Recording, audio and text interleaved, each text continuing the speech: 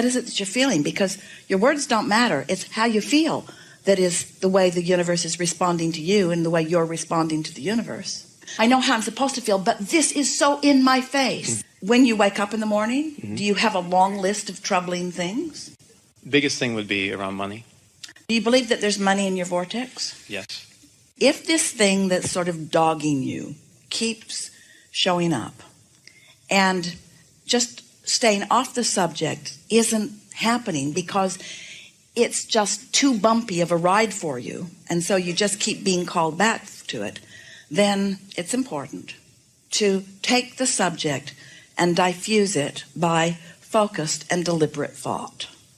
Bridge your belief about it. Law of attraction is causing it to demand your attention. So then, in that case, you say, all right, law of attraction, since you have demanded my attention, I'm still going to find the best thought that I can find about this. I'm going to gradually, and with some maybe uncomfortable attention, I'm going to bridge this belief into something that feels better. Let's bridge beliefs about money. Start wherever you are. Just say what you feel about it, about money. It doesn't matter what I do, I don't have enough money.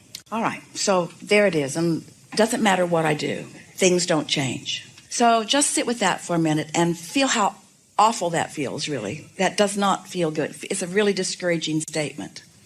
And the reason that it feels discouraging is because there's so much contrast in what your inner being knows about that. But you are where you are, and that's all right. And your inner being holds no grudges.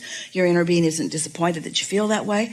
But nevertheless, your inner being is going to continue to feel the optimistic way your inner being feels about it relative to you. So when you feel that way, you can feel the discord. So your interest here in bridging a belief, what your goal is to soften the negative emotion, to cause the negative emotion to be less strong. And now momentum is starting to take you toward closing that gap. You're going to feel better just with a little bit of attention to the subject. So it doesn't matter what I do, things don't change for me financially.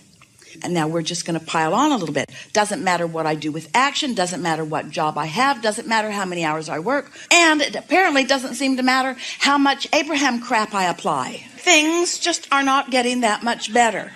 So there, it's said. It's all out there in the open. This is how I feel. Except things are not getting so much better, things are getting worse. The harder I try, the worse it gets. There you go. There you go. The harder I try, the worse it gets. So, good. Now let's start there, because your inner being inspired that thought just now. Such a good thought, because that's a thought that you can begin to pick up on. The harder I try, the worse it gets. There's something in the Abraham logic that speaks to that. Because when I'm trying with action to compensate for a vibration. I'm not really dealing with the vibration. I'm not really shifting the vibration. And the more attention I give to what I don't want, then the more it feels like I need to try. But there's logic in that, because law of attraction says the more attention I give toward what I don't want, then the more I am disallowing what I do want. It's too big of a jump for me to say, oh, it's going to be all right, because I've already worked myself into a place where I've kind of proven to myself that it's not really getting that much better. In fact, it's getting a little bit worse. However, when you're in a negative place, the however can only help, yes? However, I do have evidence in my own life about the effect of law of attraction in my experience. And I do accept that I am mostly vibrational. And I do believe, or at least I want to believe, that I have an inner being who's calling me. And I do believe that it can get better. I just haven't seen the evidence or the trail of when that's going to actually happen. I get the theory of law of attraction.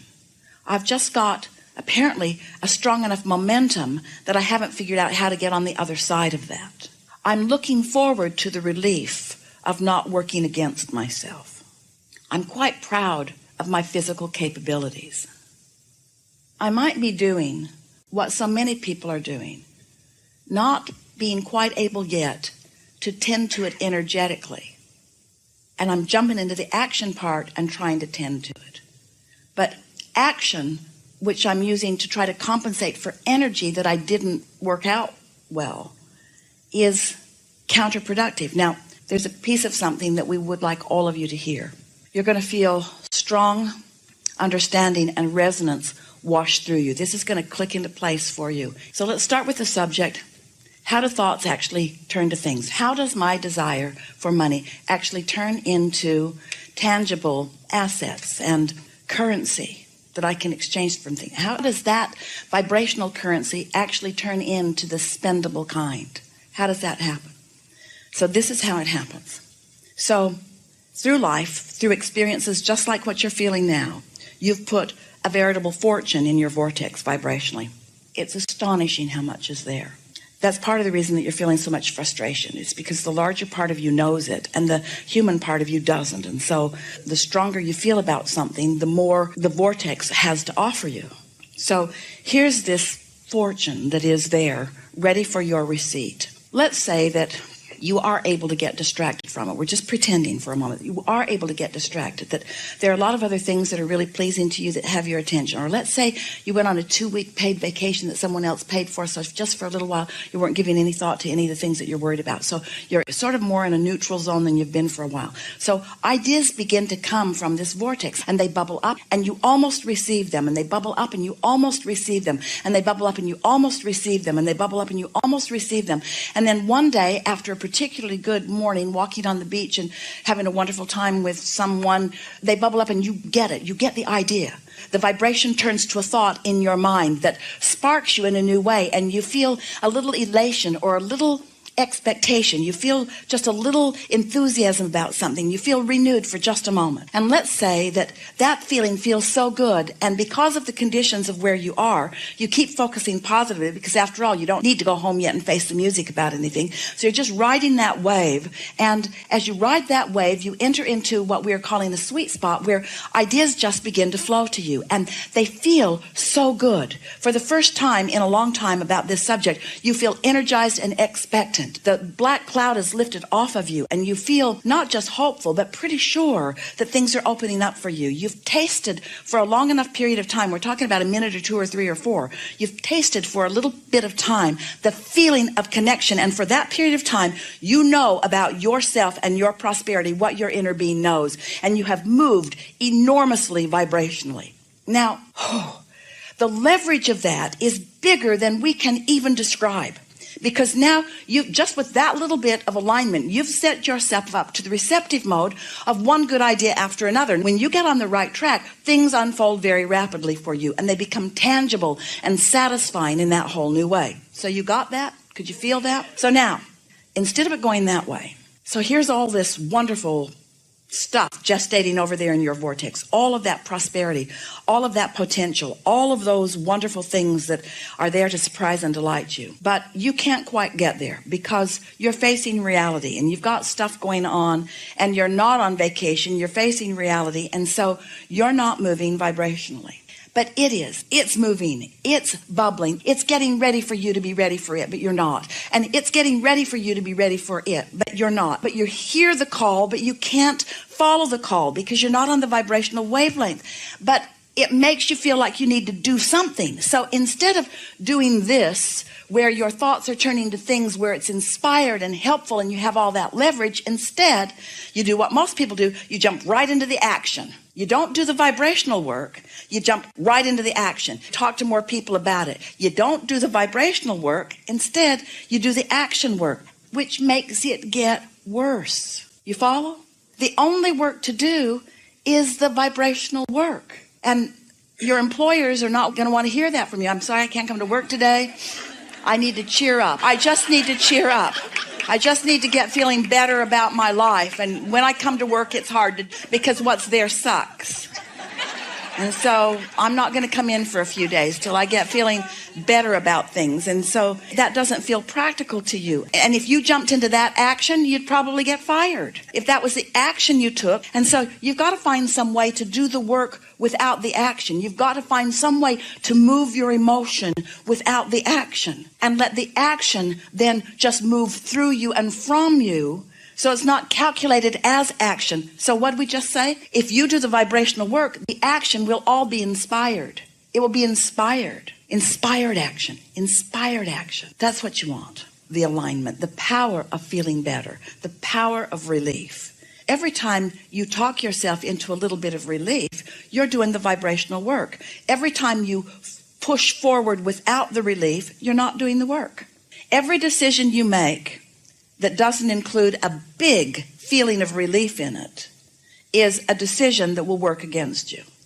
Every action you take that doesn't include a lot of relief in it, which is indication of releasing the resistance, is going to backfire. It would be like deciding that you're going to toast some bread for breakfast, and you put the bread in, but you don't plug the toaster in. So the bread just sits there.